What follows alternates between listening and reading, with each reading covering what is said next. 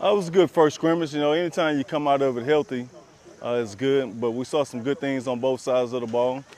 Did some good things in the kicking game, and so saw some things that we need to improve on. So it's always good to come out of it healthy and being able to improve on certain aspects of the game.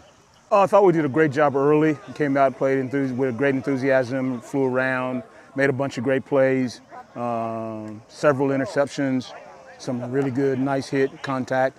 As the scrimmage went along, we wanted to get a look at some guys that don't normally get an opportunity to play, and I would like to have seen them do some better things. We gave up a couple of plays that we shouldn't have given up. These guys should have been where they're supposed to be. So we still got some work to do to get the complete team ready and create depth. I think that's the biggest issue for us, make sure that we're improving on our depth and making sure that some of these younger guys are preparing themselves to be able to get on the field and be of some assistance to us. I thought our veterans played extremely well tonight, but we need some of our young guys to get better and play a little bit less with fewer mistakes. It was a good one. Scrimmages are always very entertaining. We had a little mini one the other day of some situational football. So for the first official one, I was really happy. It's a slugfest going back and forth with that defense, especially the way that they play, has a lot of answers for what we do, and you're not game planning against your team.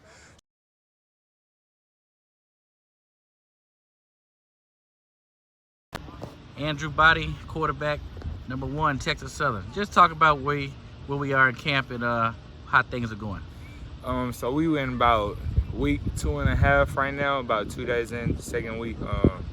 Really just seeing a lot of young guys step up, trying to, they want to come in as freshmen, redshirt freshmen, sophomores that were on the bench last year cheering us on, or guys that's coming in new just wanting to play. So really just a whole bunch of competing right now, trying to get everybody better.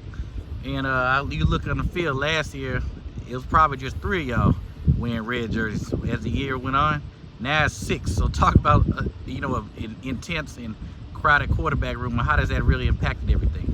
Man, that's making us all better. You got Jace Wilson, Tyson Hill, you got Jordan Davis, Oscar Gordon, and myself. So you got guys like that. We all gonna push each other to get better. So you only strong as your weakest link. So if our bottom is strong, then we all gonna be better than that. So we all just make each other better, and it's iron sharpening iron in that room. And also, people didn't realize last year, we were talking about the receiving unit. Lost 2,000 yards of offense for the first game. So you kind of had to develop some new guys and chemistry. So talk about a bunch of the young guys we had last year and the improvements they made as we go into 23. We really ain't got that many changes as far as the receiving core. We got some guys that came in, they ready to ball. We got some guys that just stepped up. So just expect a lot of playmakers on the perimeter, and they're gonna do their thing. And lastly, you had a camp this summer in Corpus, elite quarterback camp, and obviously you're the toast of the town. So just talk about how did that go, and is that an annual thing from here on out?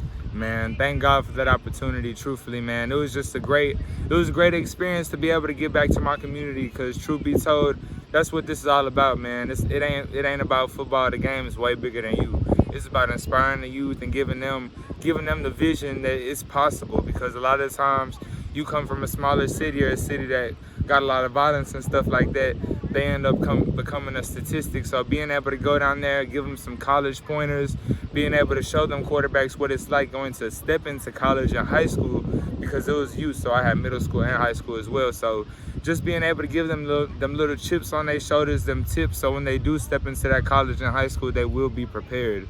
That was my main thing, because going into college, I was unprepared, and that's something that I wouldn't want the youth out of my city to walk into as well.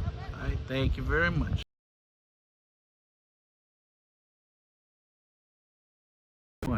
Okay, Jacob, talk about being a leader now, the linebacker unit, now that Terry Cooper graduated, and you also played under a guy 2 years ago named Julian Markentile. What have you learned from them? I learned a lot from Drew Markentile and Tyreek Cooper. They taught me a lot of things, the ins and outs of being a leader and the ins and outs of running the defense, as the defense follow along you. So I just feel like, they taught me a lot of things, to just defense just rally around you, just have everybody on the same page, everybody chasing the ball, everybody getting to the ball, everybody on the same page, just doing the right thing. All right, and talk about where you are now in camp and how things are going. Camp been good, we've been having ups and downs, but that's part of camp, we just got to come and get after it every day. We just working on getting 1% better every day. You know, we just can't slack off. We just got to fix the little things, you know, fix the big things too, but the little things that help us fix the big things. So we just got to come after it and get 1% better every day. And a lot of folks don't know, it's two of y'all on this team. Your brother's a student assistant, does a lot for the team behind the scenes. So just talk about, you know, y'all being here together and, you know, how does that inspire both of y'all? Being together, you know, it mean a lot to us. It mean a lot to me because, you know, my brother in high school, my brother had tore his knee. He tore his knee for the second time my senior year, and he just decided to get a game up.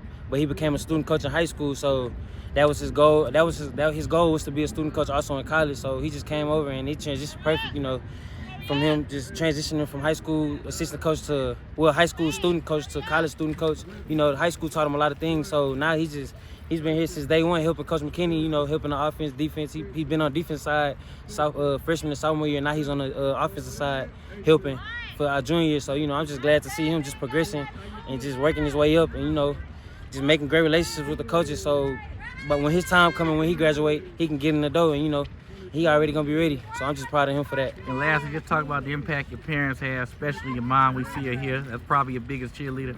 Just talk about the motivation she's had in your life, along with your father. Well, my mom, she's always around. You know, she's always around. She came to teach you herself, and now she teaches. So, you know, even when my brother here, even when my big brother came here and played football, she was always his biggest supporter. And, you know, they just fell along with me and my brother, even him being a student coach. He's biggest supporter too.